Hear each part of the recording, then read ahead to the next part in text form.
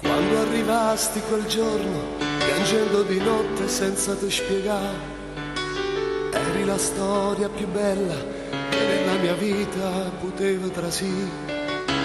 Quella sensazione strana nella prima culla, il primo biberon, mi buttava giù dal letto pure se sognavo, ma dormivi tu.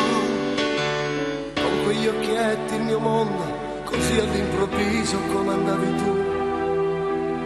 Fra trenini e soldatini ti stringevo a me.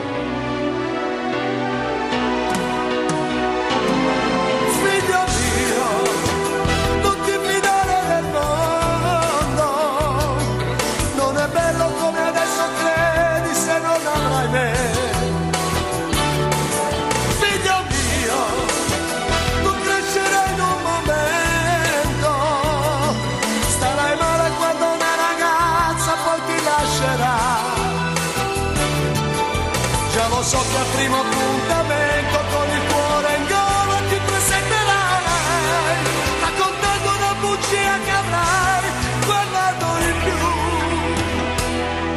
Figlio mio, ma raccomando a te,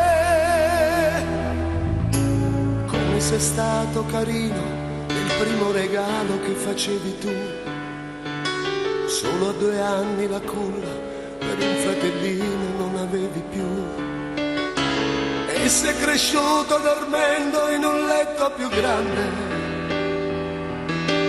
Nel primo giorno di scuola passato piangendo, sono già 5 i tuoi anni, ma sembri un ometto che conosce già addirittura il carattere del suo papà.